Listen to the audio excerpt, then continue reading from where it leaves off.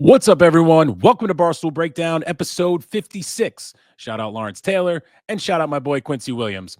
If you are not subscribed to this channel, please click that subscribe button for us. If you are, hit the like, drop a comment, get us in the algorithm. We appreciate all you fans out there, new and old. We got another great episode for you today, though. It's Captain Cons this time. He talks about his journey from high school to military, from military, how he got into Barstool, and then how he got into working for Barstool. It's a great show. We hope you guys enjoy it. Let's get it. Get sturdy as fuck. This is it. I should be over all the butterflies, but I'm into you. And baby, even on the worst nights, I'm into you. All right, we're here with a very special guest. You might know him as the Dozen Problem Child. You might also know him as one of the hosts for formerly Zero Blog 30. It's Captain Cons. How we doing, brother? Good. I appreciate that introduction. Dozen problem child. I never intended to be a problem child. No, I never you wore the gloves, you cheated. did all that, so we'll get I into wore all the that. gloves to appease the fans because I am a man of the people and I like to do my best to help Commissioner Jeff D. Lowe there. But problem child's a tough moniker to carry. Yeah, well, you made some of those people crazy in those. I used to read, and whenever I would see the was it Nightmare, right? Yeah. Back in the day, Yeah. whenever I would see you guys playing, I was like, oh, I'm clicking the comments before anything. I think I need to read it because it was just craziness, man. Didn't matter if you guys lost. It was still like, they fucking cheated. It was just crazy. So anyway, I'll let Jonathan do his. Oh no, yeah, it's always the same question. This is, ode to Stoolie Wednesday, which we're gonna hop into after this interview because it is Wednesday night. It's what Neil always asks everybody, new fans. It's what got me more into Barstool. Is what got you into Barstool? Because you have this. I went through and I read I think it's Headstrong, a blog you did with them. So I learned a lot about your past there. But yeah, how to transitioning from West Point into Barstool, like what got you into that? Because that's two opposites right there, Barstool Sports and West Point Military Academy. Yeah. I mean, what got me into it was boredom in Iraq.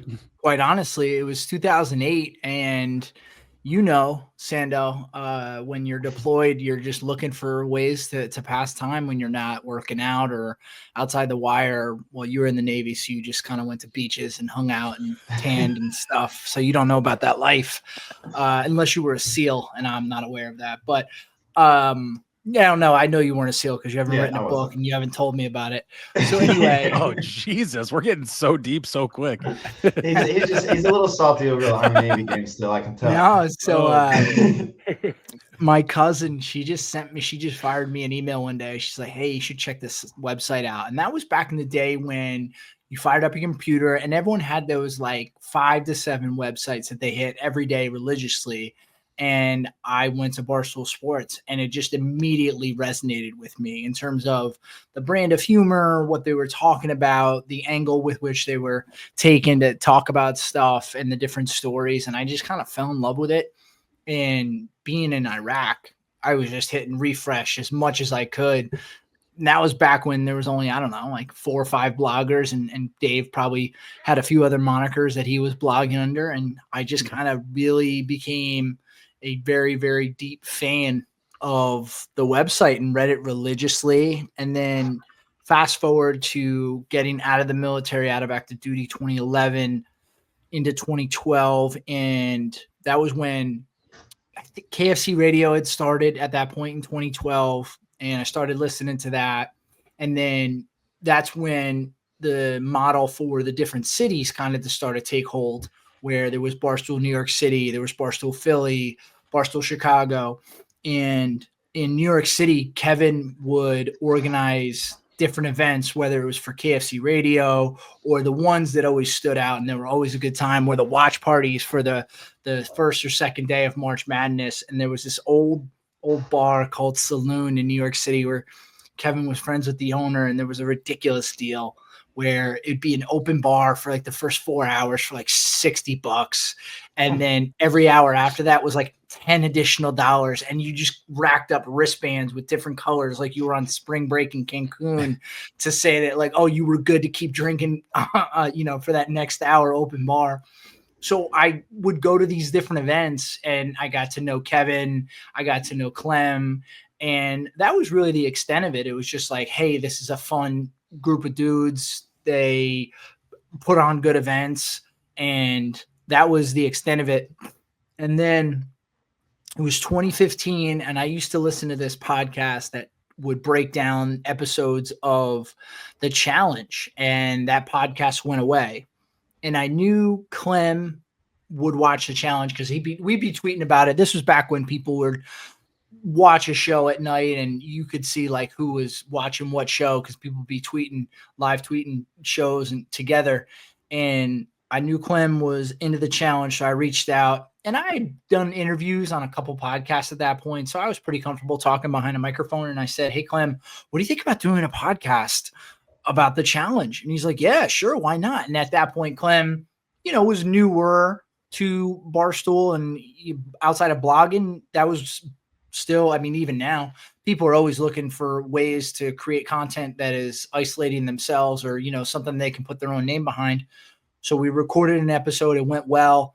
And he said, "Hey, before I post this, I want to kind of reach out to Big Cat because I know he likes the challenge too. And I don't want to step on his toes if he has a problem with it." Reaches out to Big Cat, and Dan says, "Yeah, that's cool, but can I do it with you guys?" So the three of us did the No Quitters podcast.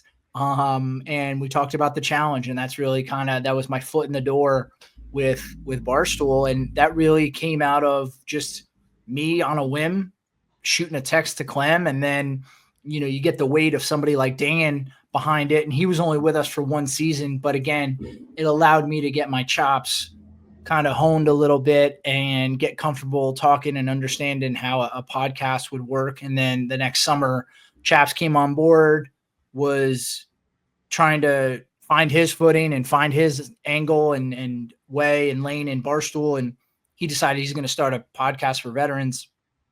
Puts out a tweet, "Hey, if you're a veteran with a funny story, shoot me a DM."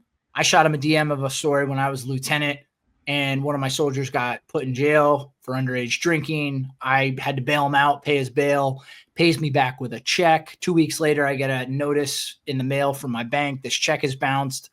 I go to the soldier. I'm like, "Dude, what's going on here?" He's like, "Sir, I got checks in my checkbook. It shouldn't have bounced." He thought if you had checks, you could just write checks.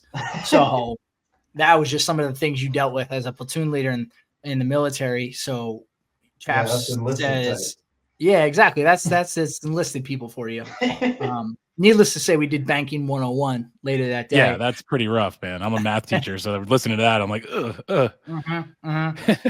But just writing checks you can't cash. That's right. That's pretty basic stuff. Isn't that a military motto? Realize. Don't write checks you can't cash.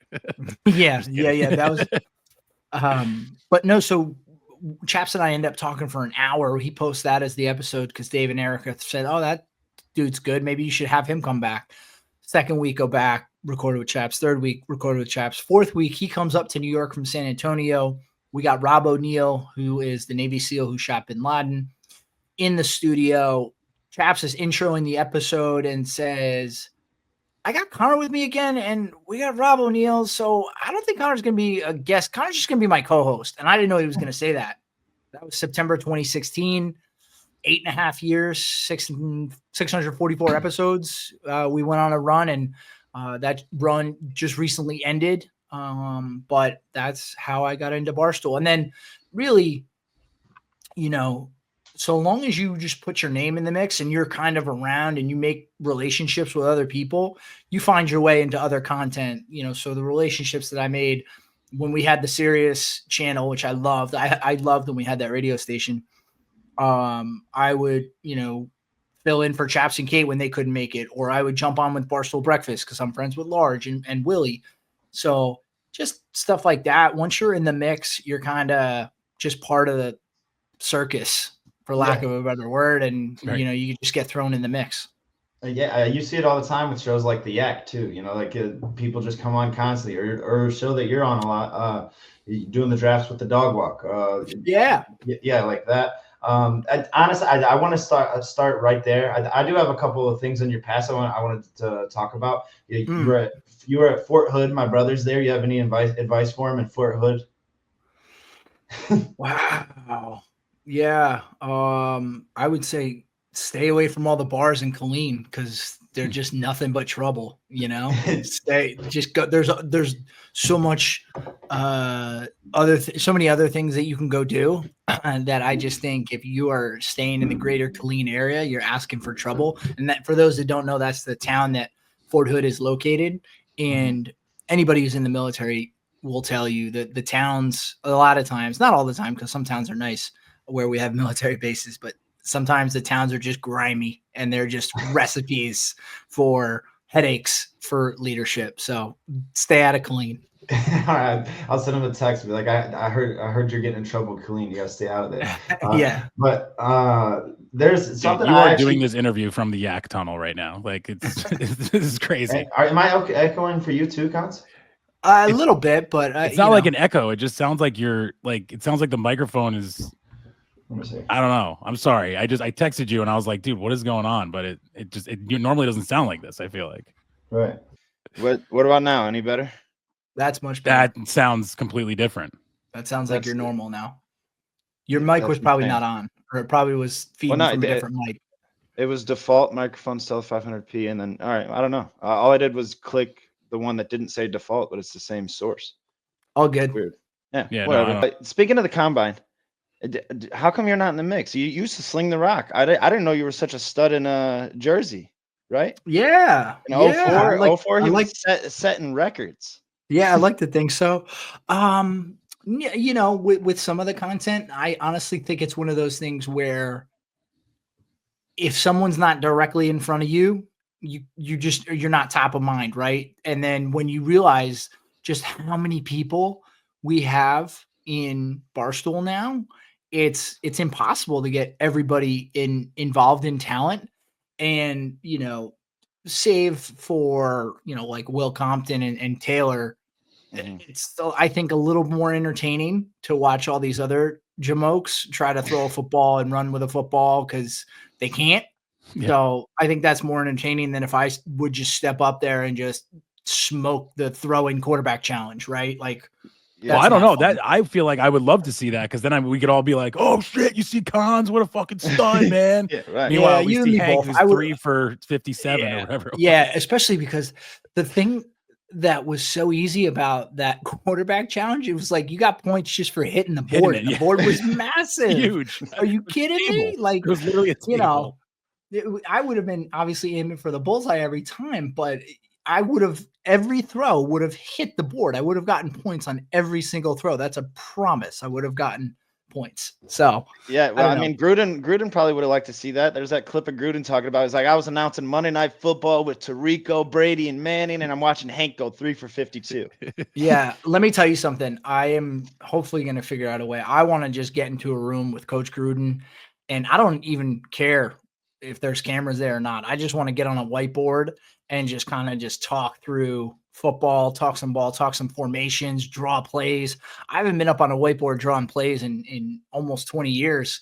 So I would love to do that with him just because he's such an unbelievable football mind, a savant, and his love for the game is so evident. I would think that would just be a blast to do. So I'm hoping my path crosses with Coach Gruden at some point. Yeah, I think that'd be great. Just like you said, just break down stuff. Just watching him do anything has been like it's signing Gruden from like that was amazing move there. Like, and he's a content factory. So yeah, that I hope that your paths do cross so you can tell him about your 4,150 yards and 38 total touchdowns, 87-yard touchdown pass. Yeah, I got all the notes here, all the stats. 87 yards in were the you air. ever? Yes, I was in a video game. I am in a video game. Yes, I am in NCAA 2005. Thank you for asking. Yes, I am. Yeah, that's what I'm saying. Yeah, so you were third on that roster. I saw what you go. That's a typo. I was the backup. I was number 2. Trust me. Okay, all right. They had your bio. It said he was a gritty competitor, always in the mix for the starting position. So they gotta admire that. You just always had grit. So I feel like that path though, West Point, like going. I think what made it click with West Point? Because you said when in that blog I was reading that you wanted to play football at the next level. And you went to West Point and jokingly always said like, "There's no way I'm going there because my grandpa went there." So what clicked that day? You're like, you know what? No, it had nothing to do with that. I didn't want to go there because my grandfather went there. What it was I was going up to West Point since I was 4. So I was very familiar with how rigid it was, that it was a military school. And I didn't see myself going to a military school, but I knew in high school, probably after my sophomore year, trying to figure out between football, basketball, baseball, like what am I going to do at the next level? Which one do I want to focus on? And really football won out. I think was always my first love. I love playing basketball, love playing hoops, love playing baseball, but football, something about it was just different. So I knew that was the sport I think I wanted to focus on and do at the next level. And I didn't have West Point on my radar. I was just starting to get recruited after my sophomore year. And then they came around and just started recruiting me. And at the time, it was in this really weird window when West Point was running a pro style offense as opposed to, the option that they had run for decades and what they're running now. So it kind of suited my game and they recruited me. So I had my 5 visits lined up and they were the first. And I think a lot of people who get recruited to play a sport, any sport for that matter, and they go on a college visit will tell you that sometimes there is something that you just can't explain. You can't put your finger on it. It's just a feeling you get when you're on the campus, you're around the people, you are in that atmosphere, something just clicks.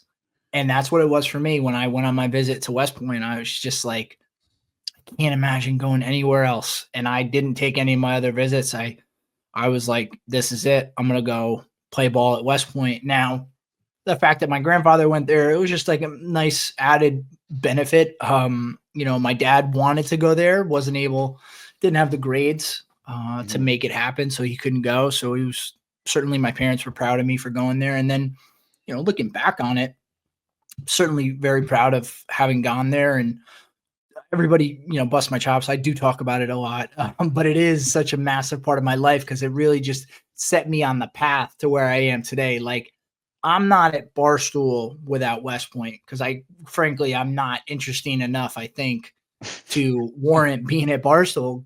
Because if I don't have that military background, if I don't have that experience in the Army and that experience in Iraq, how am I any different from any other, 40-year-old white guy who went to college in the Northeast, right? I fall into a similar category to a lot of people. So because I took that path to West Point, that is really what separated me. And I think gave me a little bit of an added edge that when I did get my foot in the door and I was able to tell my story, people realized, oh, okay, cool. He did something a little different. Now I like to think that my personality lends itself, loud from Jersey, abrasive at times, opinionated all the time. That makes for good content from there. But I just can't imagine not going to West Point. So Yeah, you were, it's but you admirable. didn't. You were saying you didn't like think you were going to be in the military, or you just didn't think you were going to West Point. Okay, you didn't think Neither. military at all. No, Okay. I didn't think I was going to join the military. Certainly not. And my class at West Point, class of 2006, we had a little bit of a chip on our shoulder because I think it was Time Magazine. They did an article and they called the class of 2005 the class of 9/11. And we're like, that doesn't make sense. Just because 9/11 happened when they were freshmen, we were the class of 9/11 because 9/11 happened, and then me and all my classmates said, "Yep, we're still going to go there." Right. So the fact that the class of 05 gets that moniker, we felt like we are more suited for that moniker. But when 9/11 happened, I had already kind of really made my mind up that that's where I was going, and I really didn't waver from that at all because also we don't have to go too much into it, but I didn't anticipate that 9/11 was going to happen. And then boom, we were going to be in war for 20 years. Yeah. Because at that point, I mean, Jesus, if you look back in the course of history, there were no 20-year wars in the United States outside of the Cold War, but there were no armed conflicts that were happening for 20 years. So it didn't seem like even after 9/11, like it was a dangerous thing to go to West Point that you might then find yourself in harm's way down the line. It wasn't until end of sophomore, going into junior year, and certainly into senior year, you're like, oh, okay, this thing's not going away. This is probably going to happen. and you have people that you knew that are, coming back to visit that have been deployed at this point, or you knew people that were deployed, and then it became a lot more real. But that was a long way to say that, no, I did not envision myself when I was growing up, like, oh, I got to go join the military. I got to go serve the country. Now, looking back on it, I'm so proud of that. And I can't imagine just my personality 30 years from now, talking to my kids and maybe my grandkids, when they ask me like, hey, grandpa, like, what'd you do, during that time? I can say like, well, I went to Iraq. Yeah. I'm the type of person like, I wouldn't have done well with like, I sat at home, my thumb up my ass. So, right. It's like, it's inspirational. It's like those shows, like, you said you had like a blog series about like Band of Brothers and stuff, but you see like the commitment and stuff, like the what is it? How inspired they were to go and join and go and fight and be a part of the difference that Americans can make. And no, I think it's truly admirable. Again, I was an enlisted guy. I joined because I forgot to apply to college. I was playing basketball. I was like, you know what? I'm gonna make it to basketball. Meanwhile, I'm 5'11" white kid. There's no way in hell I'm making to anywhere in basketball. So I was like, once it came time, my buddy Phil had already joined as a nuke, and then he set up a meeting with the recruiter at the school. Like, I got called to the principal's office, and I was like, what the hell? So I went down there, and it was just, the recruiter, Chief Peterson, sitting right there. It's like, hey, we want you in the Navy because you scored high in the ASVAB. It was only like a 78. It's not even that high, but yeah. Well, it's funny because I specifically asked that question because it seems to me like my friends that are military, like people, like, that went to the military, whatever, they all say, the ones especially that are like super into it, that like really cared and did very well, moved up the ladder, whatever, they're like, yeah, no, I never had any intention of this. Like, they, you know what I mean? Like, they didn't think they were doing it either. And then once they get into it, it's like, boom, they go full force. So I just didn't it's know very if it was just following footsteps. No, I think it's a similar type thing to like when I mentioned about how like when I was getting recruited and I just had a feeling. I think the military is similar in that regard. Like, sometimes people get into it and they just, something clicks and they just get really into it. And I think certain people's personalities lend themselves to the military, and certain people that you would never think are going to make a career. I have a lot of friends now that are coming up on 20 years here next year, and you would have thought they would have been the 5 and fly, the people who did their commitment and got the heck out, but they're the ones that are still in. And then there's other people that are probably going to make general, and you're like, I would have never guessed that when you were at school, because you got in all sorts of trouble. But it is not something you can predict. But I think people also just discover a sense of patriotism that they unlock that they didn't necessarily knew they had. And that was certainly something for me, I think, where I wasn't overtly patriotic growing up, but I certainly had an appreciation. But then once you go to West Point and post 9/11 and serve, then, I just unlocked a level of patriotism that it's cliche, but I would have died for this country. That's how much I love it. And I think that's just how a lot of people feel who serve. No, that's awesome. And I don't want to, obviously it's Barstool Breakdown. I don't want to, go too much into the military stuff, but it's admirable to, to go on to do West Point, to go and do all of that and still just be like, I'm going to link that Headstrong blog that I read in the bio of this YouTube video. And anyone listening to this, please go read that, because it's a fantastic blog and story of like kind of like your journey through all of that. And like now, as ZBT's done, I want to bring up Barstool Rivalries first, because White Sox Dave, what's going on with you guys? You guys just never see eye to eye? Is it? He's just a little raccoon-brained imbecile that just loves to try to get under my skin. But if you saw that clip where I just unloaded on him, that's all true. I think I bother Dave because I'm everything Dave wishes he could be, right? And now, listen, he went to Turkey. He's going to have better hair than me. It won't make a difference because I'll still be better looking. But I think Dave is a riot because I truly do love him. I think he is a fantastic guy. He is a guy you want in your foxhole. He's the guy. It's like, okay, I can bust his chops, but you better not say anything about Dave because I'll come after you. I am hard pressed to even figure out and remember how that started between us. Was If it you the know, oysters? I don't know. I really don't know. I don't know. I think it really is just Dave gets irked by me for no other reason that there's maybe some jealousy. I don't know.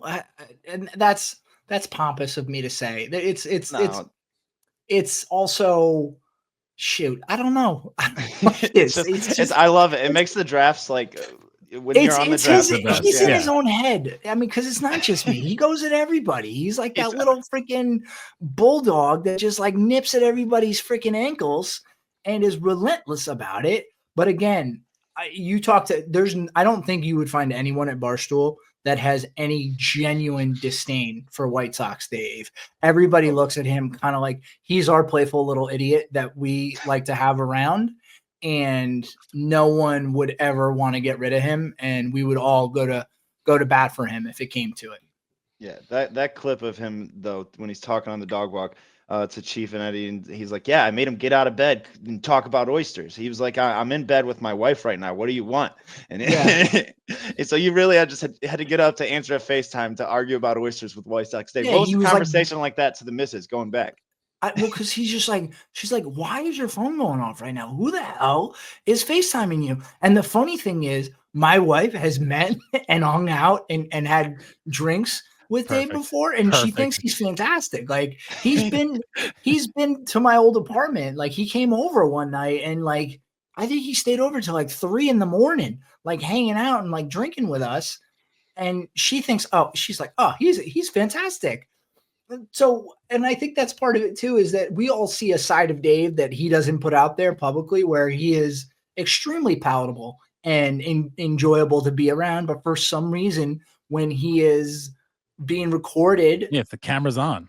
cameras Yeah. on, he crazy. flips a switch and he's like, you know what? I hate everybody. I disagree with everyone. And I think I'm right and everyone else is wrong. And they're all paddling in the wrong direction. And I'm the only smart one around here. It's like the I can't camera's on, explain it. he's White Sox Dave. Camera's off, he's Dave Williams or something. Because I got a Yeah. DM when I used to host Stooley Wednesday. Some kid DM'd me and said, "Hey, White Sox Dave went to my high school. He's an absolute legend. He was the best." Blah blah blah. And I was like, "Oh See? shit!" Like, you know what I mean? So it's clear that like just the Barstool world thinks like he's like his asshole or whatever. Which I've been saying it since the beginning.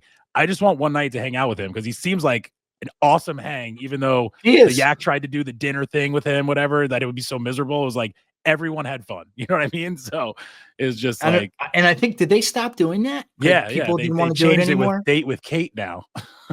I will tell you, she has put us through some things where there was one time we were in Philly for Army Navy, and we had a bunch of time hacks to hit because we had a bunch of stuff that we had to do. And she's like, guys, I have to show you this one thing. It's like the coolest thing ever. And we're like, yeah, okay, cool. Let's go see it. She takes us to this like random wall in the city of Philadelphia that someone took a bunch of different colors of glass bottles and stuff and like put it on the wall as a mural. And we get there and we're like, wait, this is what you want us to see. And we went like 45 minutes out of the way, out of our day. And she's like, no, it's really cool. And believe me, like I appreciate art. I enjoy art. I love going to museums, but you would have thought we were going to see something that was hanging in the Louvre, the way she was talking about it. Like we were on our way to Paris to go to the Louvre. And it was the biggest letdown of all time because she's The like, sorries must have been insane coming out of her. I can't even keep track. I mean, but she's such a sweetheart because she was excited about it. And you should see her, especially when she's in Philly. Like she gets so excited, and rightfully so. It's her home, and it's enjoyable to witness firsthand and to see how happy she gets, especially when there's new people. And you could tell like she had genuine happiness to show us this wall of glass that we didn't have the heart to tell her like till like later, like well after, like, oh, that was dumb. But that's just who she is, and she's fantastic. No, she is awesome, and I think that turn into Zero Blog 30, what you guys did for 8 years, that dynamic between you, Chaps, and Kate was great to witness. And I think Chaps was the one that he said he wanted it to be like a virtual VFW. And there was definitely moments on that show where like you guys got sentimental and deep into the real shit. And it's like it does help a lot of vets and stuff. There's another Barstool rivalry that I wanted. I don't really like. You and Rico are cool now, so right. Oh, right? Yeah. I don't want to bring up anything bad there, but yeah, we're riders. ride. We believe in Bosco over here. So yeah, I don't know. There's no question there. I just had it wrote down.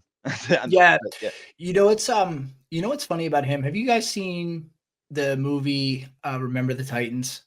Yeah. Of course, okay. Yeah. Left Where side. the Left one side, line, strong side. yeah, exactly. He's like when he's in the hospital and he's like, when I first saw you, I was scared of you, and then I realized I was only hating my brother.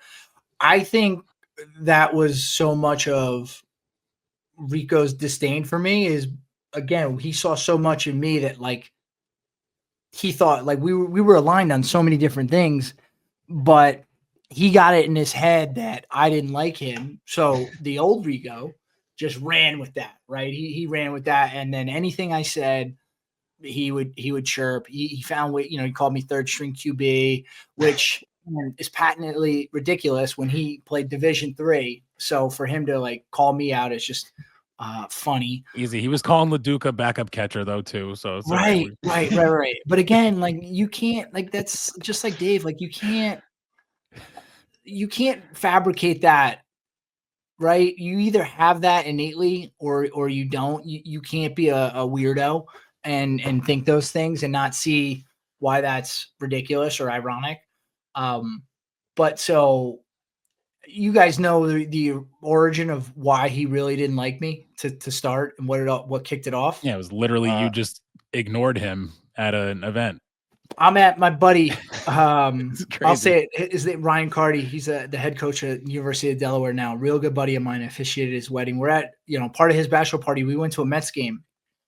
I guess this was 17 or 18. So I'd been with Barstool for a few years.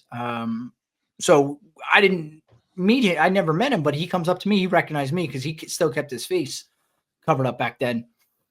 And we talked, I don't know, 20, 25 minutes. I was standing there, like we were chatting, watching the game. Very easy conversation. It was a good time. He's like, yo, can we get a picture? I'm like, yeah, of course. Let's get a picture. Cool, dude. And then like, I was like, okay, I'm going to go back to my crew that I'm here with. It was great to meet you. Good to chat. Good to share a beer with you. And cool. I mean, he was like, oh, he big time me. Because I wouldn't like stand there. Gosh, yeah. This was like the 6th inning. He's like, he was expecting me, I guess, to stand with him the rest of the game and then go out with him after or something. I don't know. But whatever. He took that as an offense. And now. Yeah, that's the old Rico. That's why. Yeah, that's the old dog. Part of the old dog's history. I do believe in Bosco though. I think he's been great. He's been on the come up. Bosco's the man. It's interesting to see the journey of Rico. We've been put on the ban list, and he said he's considered now. He's like we're off the ban list, which is good. And I got to stop saying list, or we're gonna end up back on it. Yeah. Don't say list. But yeah, Zero Blog 30 you did for 8 years, and then you come out with this video. On the Zero Blog 30 page, posted. You got something in the works coming next. What's next? So, a couple weeks. I'm not going to give an exact date, but there is a new iteration of the podcast that's coming. Because, as I said in that video, and as I said on my last episode of ZBT, like, I still have too much to say. And I still think there's a lot going on that's worth discussing. And I think veterans need a platform and they need people to advocate for them, and the platform that we built, I know I didn't want to walk away from that platform. And Chaps' reasoning for walking away and wanting to be done with the show, completely understand. It was completely valid. And what he did was what he had to do that was the best for him and his mental health. Totally respect that. And he has since, said like, oh, and Kate too, like, that's awesome. You want to keep it going? That's awesome. Certainly it wasn't going to be with them. Certainly wasn't going to be a solo thing, because I think you have to be wildly, wildly entertaining and talented to be a solo podcaster. And it's virtually impossible. I think there's very few people who do that well. So I knew if I was going to do a podcast, I had to find some new co-hosts. So there were 2 other people. I will say now it's a guy and a girl. So we're keeping that 2 guys and a girl dynamic. I'm not going to say who it is. I'm going to allow them to introduce themselves. I will say that they both have followings in their own respect. They both bring a unique perspective to this show. And I'm really excited because it's almost like I can have all the same conversations if I wanted to. We're not going to, but I could have all the same conversations because they're 2 new people, right? We can have all the same guests, and it's going to be a completely different show because you're bringing 2 new people with new outlooks on the world, different outlooks on the world, different life experiences. I will tell you that their life experiences, there's parallels to what Chaps and Kate, but it's vastly different at the same time. Yeah, I was going to say, you could tell your stories to them and they can, the same stories you told Chaps and Kate, you're going to get a completely different show with 2 other people. So right. And we're even able to locate, and for the first time, if I'm remembering, we've been through so many. For the first time, we're actually going to have a veteran as a producer as well. So who's that? We're bringing that into the mix. You're going to have to tune in a couple weeks to find out who that is. But it's somebody that people are going to be like, oh, I know that person. Would I know them? You might if you're around this the Barstool universe. I would say there will be people who know one of them, not the other, neither of them. My goal is to bring in a new audience, to bring back some other people that had kind of went away from ZBT. I will tell you, it's not going to be called Zero Block 30. That is something that Chaps, Kate, and I did, and I want to respect that and respect that book of work.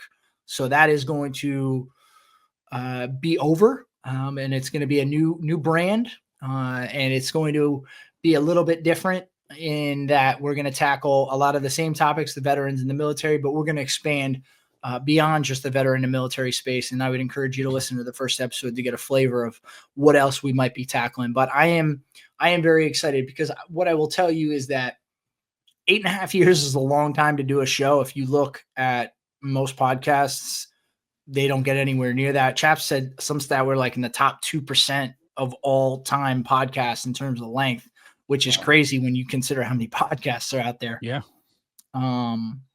So, there was a part of me that was sad that it was over, but then there was a part of me thinking like, not that sad, because I was like, okay, maybe that did run its course. And I was just trying to hold on because I didn't want the ride to end. It's similar to like, I'm always the last dude to leave the party, and I get in trouble with my wife now too, because I'm always like, I don't know when to call it a night, right? It's like I didn't know when to call it a night on that podcast, and I wasn't going to be that dude who said like, all right, we're not doing it anymore. So it was almost like a blessing in disguise that Chap said, I think this is it. And what I realized when he said that, there was no sadness on my part. Like I would have thought like I was going to be overwhelmed with sadness and bummed out. And there was part of me that was, sad because that chapter was ending, but I knew that it had kind of run its course in that form. So this next iteration, I'm extremely excited about because I just think it's going to be fresh, new voices. And geez, I mean, just pick up your phone and look at the news, turn on TV, look at the news. I don't think there's any shortage of subjects to discuss. So I'm excited for it. Yeah, no, that's going to be awesome, man. Congratulations. I can't wait to listen to that. I know that all the people that are veterans are going to want to listen to that too, but someone who's not, I just needed to ask this because I thought about it before. You were talking about patriotism and all that stuff. And like, I'm someone who wasn't in the military, but like my family, especially, we are like dead set, like America's our country. Like my grandpa's from Cuba. He actually escaped, came here, and he is probably the most American, like loving person in the history of the world, even though he's literally born in Cuba. So like, taken after him. If you see, I'm wearing my Shootout for the Soldiers shirt. We do this Yeah. lacrosse tournament every year that we support the soldiers and stuff like that. I don't know if I told you that. Like, I know who the guy who runs Shootout for Soldiers. Oh, no He's a way. wrestler. Yeah. Yeah. That's awesome. Yeah. The Lacrosse yeah. Unlimited store in Long Island was my buddy's Yeah. shop. So we used to, Okay. that's amazing. Awesome. We could Yeah. talk Yeah. after Eric about that. Minio. Yeah. Yeah. Oh, wow. Unbelievable. Small world. Holy Yeah, shit. yeah. I used to. Yeah, me and Minio used to run around in the same circle at West Wow. Point there. Football, Very cool. lacrosse. Yeah. Very cool. Nice. But my yeah, question, no, I think oh, go ahead. Ask no, your question. sorry. Yeah, I just had to, I had to ask because like as a guy that's not a military guy, one of my favorite teachers in school was a military, guy. I can't remember exactly what he was in, but he used to always have us salute, and he taught me how to salute, which he would say you do, your middle finger touches your eyebrow. I know that he said it was different for each part. Is it like disrespectful to salute a soldier if you're like a civilian? Yeah. Well, not disrespectful. I think it would just be weird. Yeah. Well, because like They'd be I know, like, I wasn't sitting there, but like I remember when I was younger, like my teacher, like if we did something, he would like, and like we'd all like salute him, whatever, and like I don't know, he That's like was different in a classroom environment. Yeah, And how old were you? I was in high school. It was like Yeah. my sophomore, junior year, but I remember like going to the airport and seeing people in their uniform and just being like, whatever. And I was like, am I fucking it's weird? not disrespectful. stopped. Yeah, I it's didn't just do a it little anymore, weird. but Yeah, it's just weird. I'm just a little Yeah. weird. It's fine. No big deal. Yeah. But it's a nice gesture. I think Yeah. overall, it's a nice gesture. Is that a handshake would suffice as well. right? Well, these were, this was like it was kind of like I was doing a disorderly from a distance. It was like a distance hello. So Oh yeah. but is it different for each like branch? Like is this like a different where you touch the No, middle? the salute's the same regardless of the branch. So it's Yeah, the middle salute's- finger to like the eyebrow is basically what he told me. Is that correct? You'd have your cover on most of the time. Right. So you're Yeah, kinda yeah. going That's to the a- cover. Yeah. He was yeah, actually yeah, that was a good he was one. Marines. Right. Got it. Okay. Yeah. All right. No, it's a standard thing that is taught across the Department of Defense, different branches, and then like, people all kind of take their own spin on it, and officers kind of do a different. Yeah. Well, thing you see people sometimes. do like this, they do like that, and then just like that We'd one. have It's like that's not even a military thing. That's just like No. We had TV.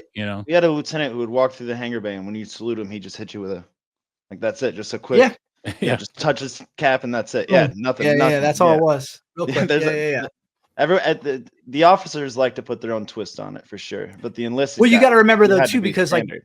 if you're walking around all day on posts, like more often than not, like there's more enlisted than there are officers, so you're getting saluted a lot throughout the day. So you're not gonna True. like come to attention and like throw up a Yeah, salute. right, It's like you right. got to keep moving. Like, all right, ooh, yeah, got it. I love it. That's a great question though, Frankie. Yeah, Mhm. I never really considered like the civilian side of that, where it's like, oh, is this the right thing to do? Because I Yeah. guess like we kind of teach that, like saluting is the sign of respect for us military members, right? Like Mhm. show your respect to those above. Right. but- I just still, it's yeah, always so the that memory makes in my sense. head was walking in the airport. Dudes were standing there like all tough looking, and I just turned and just hit them with and then just walked away. They just stared at me like I was insane, and I was like, Yeah, "All right, I feel good rightfully about so. that." I wish I had seen that. That would have been funny, man. Oh goodness. But no, I was I like think with my family too. It was this. Oh, so you're like, I'm- whoa, what's Frankie doing? I was just like, it's like bringing me back now. I was like, oh man, Yeah. that was a rough one. One of the things that I was really proud of with Zero Blog 30 was how many civilians listened, right? And they said like, oh, you guys didn't make it weird, or you didn't use too much jargon to where we couldn't understand Yeah, it. Or if you used absolutely. acronyms, you would explain it. Yep. And I want to expand that with the new show too. I think just by the nature of the topics that we cover, I think we'll bring in additional people that are not military related or even military adjacent, and they can listen and appreciate. Because I also think there's other people and other professions in this country that are super respected, and I want to highlight those as well and tell their stories. So I can't imagine we're going to backtrack by like a month and a half. But for instance, one story that would have been a great topic for us to discuss would have been the LA fires. And obviously that was a horrific situation, but I would have loved to had someone who was like a forest firefighter to come on and like talk to us about like the nuts and bolts, X's and O's of fighting a fire, because I've never fought fires, so I don't know. And obviously you're not going to get those answers from various news sources, because they're telling you, oh, the water was turned off, or, oh, there was nothing we could have done. Like, who knows? I would have liked to have had that conversation, highlighted somebody and the job that they do, and come and explain so people have a better understanding. That's just one example of the direction I think that the new show might take. Love that. Yeah. That's all I had for my list. It was a lot of the football stuff. I was impressed by your football resume. I was like, damn, he used the Thanks, ball. dude. Yeah, he used the ball. It's impressive stuff, especially being a quarterback too. Jersey records, top Yeah, 100. where at in Jersey? So I grew up in a town called Plainfield, is in Union County. It's about 20 miles outside New York City, but I played at what is now called St. Thomas Aquinas. It was called Bishop George R. When I played there. So it was Catholic St. school. Thomas Aquinas is here in Florida, so I was like, what? Yeah, there's a lot of St. Thomas Yeah. Aquinas, right?